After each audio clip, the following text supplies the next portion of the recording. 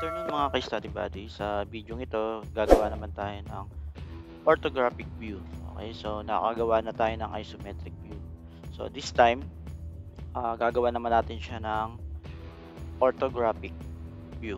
Okay, so gawa muna tayo ng layer. Okay, for the layer. So mag-add tayo ng okay, so visible line for our object line. Okay, then next is dimension line. Meron na, may nagawa na ako kanina. Okay, then if ever na maglalagay tayo ng isocircle mamaya, so lagyan natin ng center line. Okay, then hidden line, and label.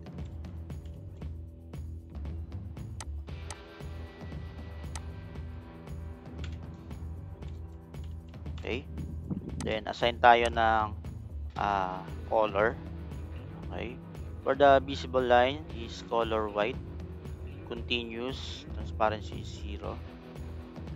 So gawin natin itong 0.3. Okay, this is for presentation only, no, para kapag tapos na natin itong gawin, para may buhay yung ating drawing. Okay, for the label, okay, continuous line also, gawin natin itong color red.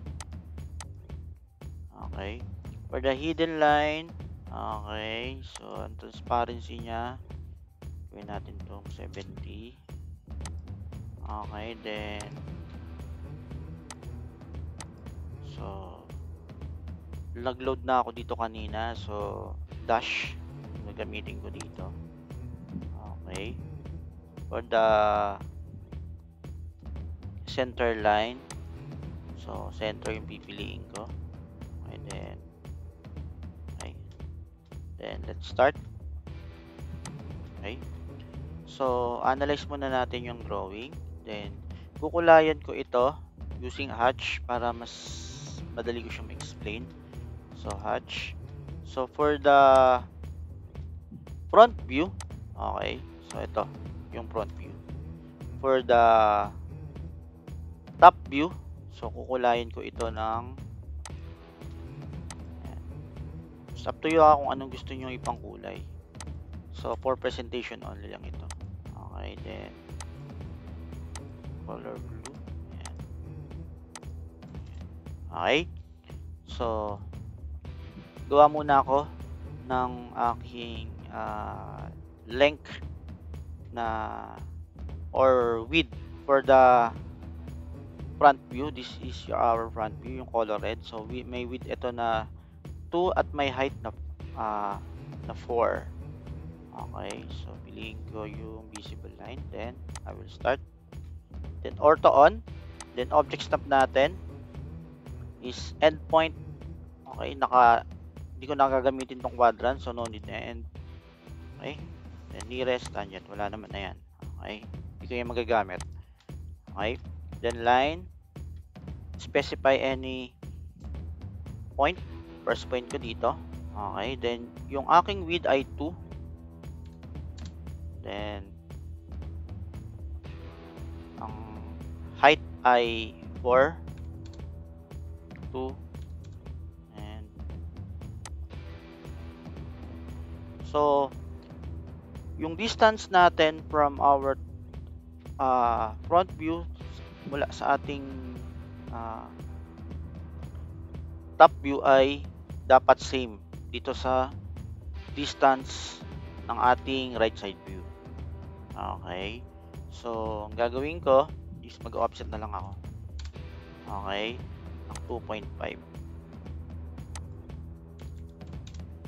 Okay, ayan. Dahil kikreate ako dito ng meter line, 45 degree angle. By the way, yung angle na gamitin natin dito is yung third angle projection system natin. Okay, third angle. Dahil meron first angle eh. Okay? The next is sa top view. So, merong 2 at yung kanyang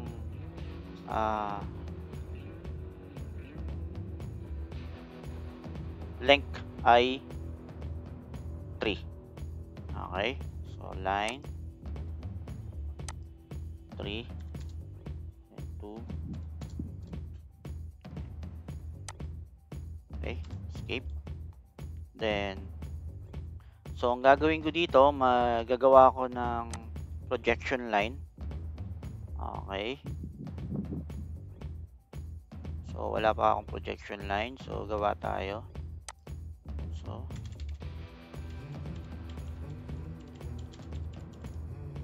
yan. So, dito gagawin ko tong color gray. Okay. Then, okay. Transparency, 70. Okay. Okay. So, piliin ko projection line. Okay. Then, line.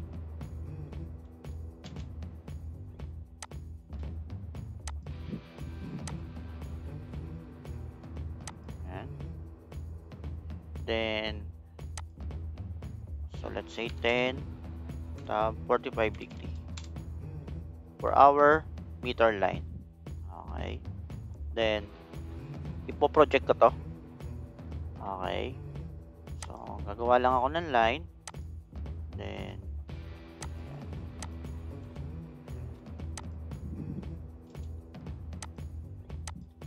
Okay.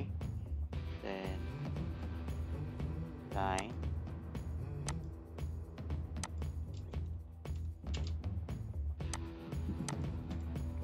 Then, yung ating top view. Okay, project ko to dito.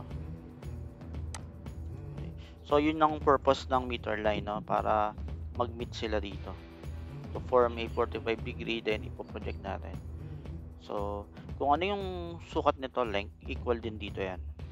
Ito, 3 din to. Kung sa ating right side view. Okay, dahil pinroject natin to. Itong length na ito. Okay? Then,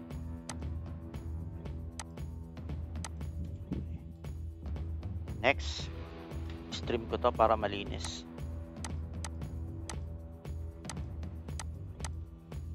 Okay. So, then, project ulit natin to.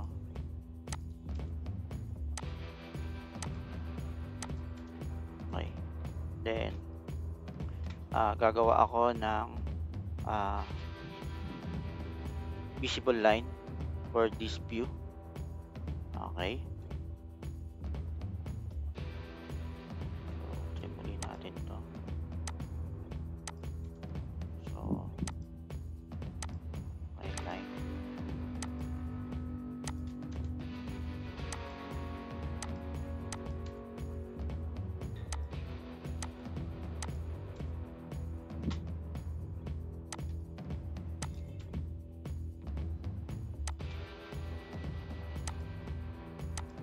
Okay. Next is for this side sa front view. So, meron itong height na 1. So, line.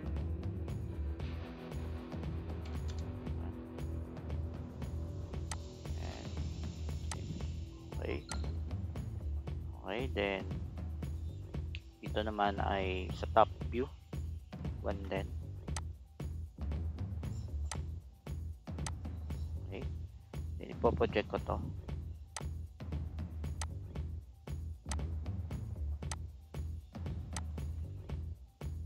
Okay, then line.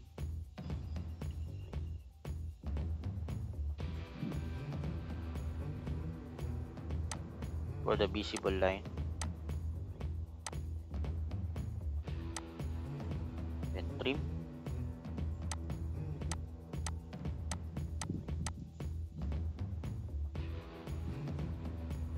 Okay, so turn up ko muna yung visible line.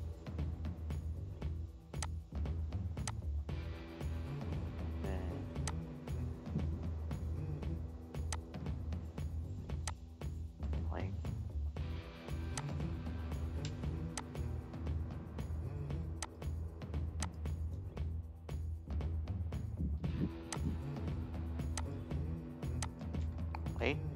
Next, for the front view or right side view, itong side na ito. So, ipo-project ko to.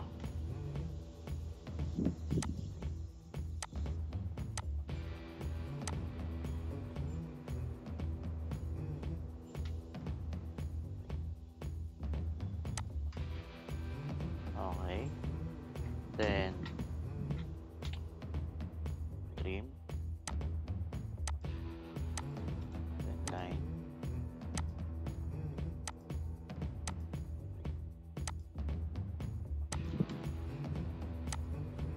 Okay. Okay. Then, lalagyan ko ito ng dimension line. Okay. So, for the linear, wala naman dito ang incline or align. Lahat ito linear. Okay, so,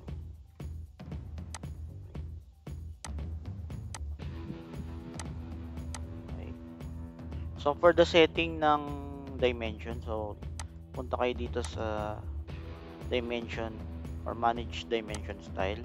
Then, adjust nyo or i-modify niyo yung primary units, text, symbol and arrows. Okay. Then, hindi pa tayo natitrim. Ito. Okay.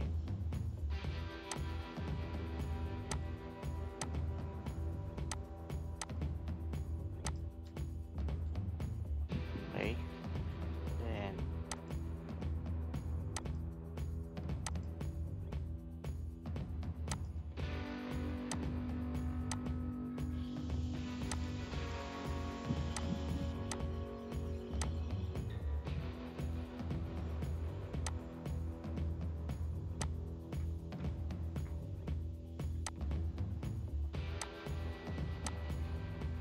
Then, DCO.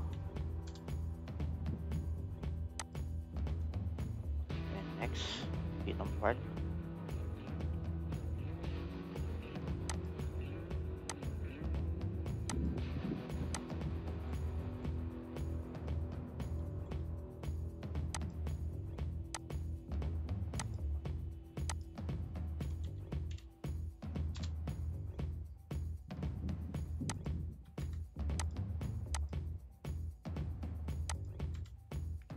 Okay. So, then lagay tayo ng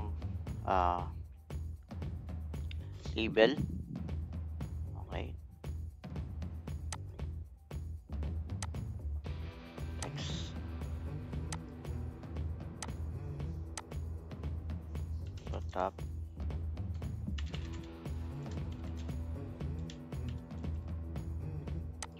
Okay, adjust natin ng text height.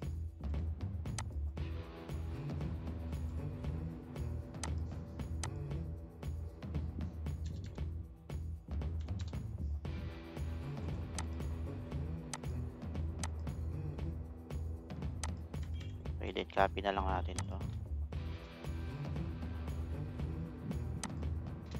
Okay.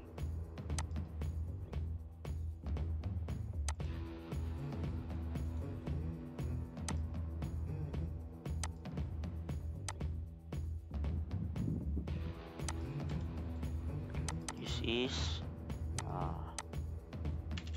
front view.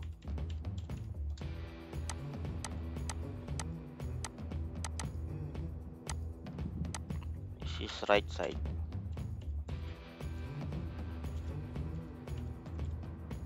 Okay. So,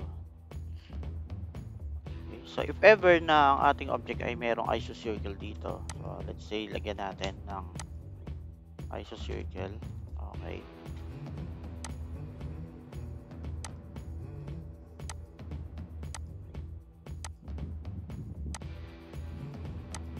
Okay, lagyan natin.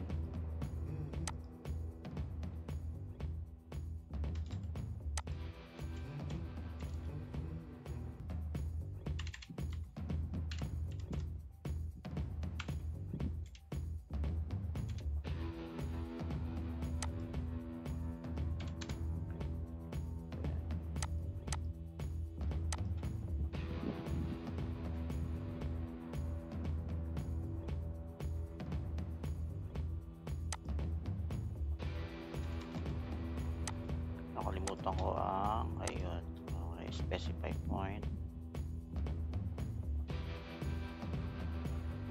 Okay, then F5 0.5. Ayan. If ever na meron tayong isocircle dito, obviously yung front view natin meron ding circle dito. Okay, so lagyan natin ito ng circle.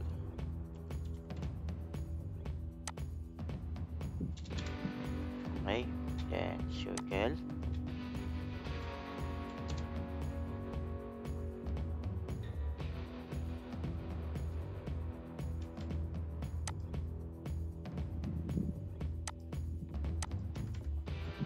Okay, then circle.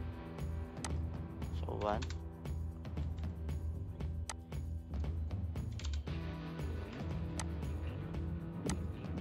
.5 ang kanyang radius. Okay. The next is, kaya sa layer naglagay ako ng center and hidden line. Okay. Okay. Then ito, ipo-project natin yung ating circle para magkaroon tayo dito ng hidden line dito sa ating top view. Same with sa ating front view. Okay, so projection line and then line, check natin yung quadrant. Okay, line,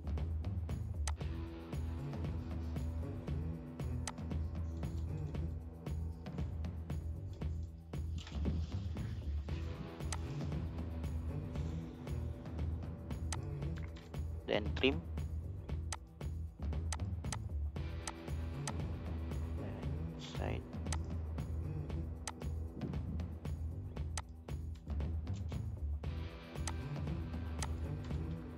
trim again. Okay, then yung center line project din natin.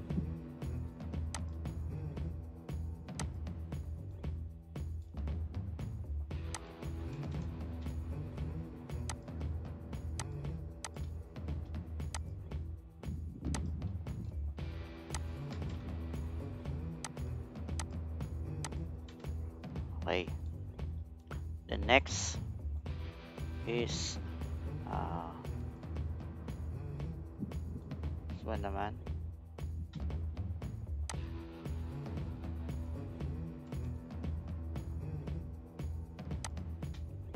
So hidden line,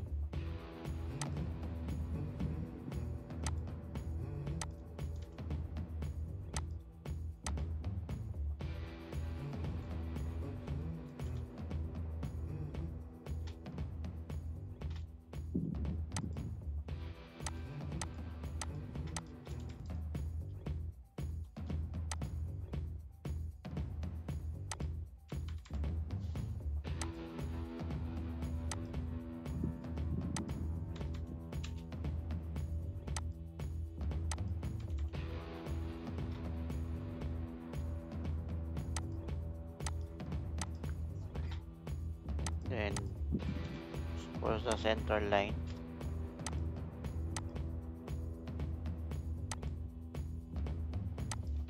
okay,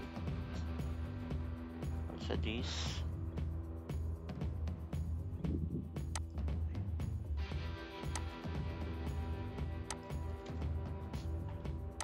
okay. Then adjust na lang natin yung scale ng ating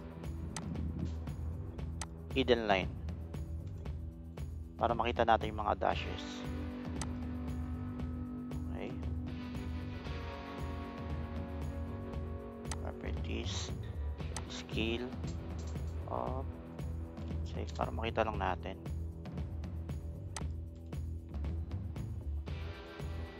Hindi natin siya nakikita, masyadong malaki.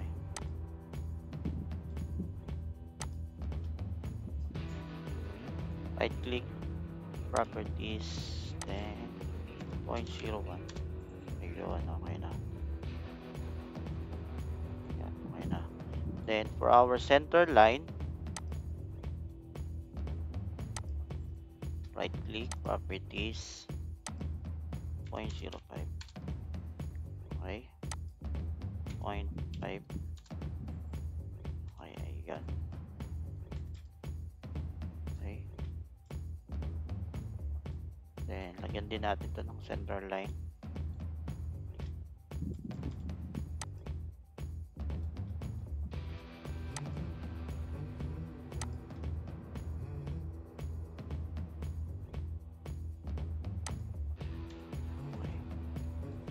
Okay.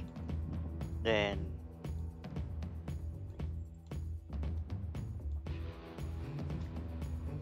yan. Okay.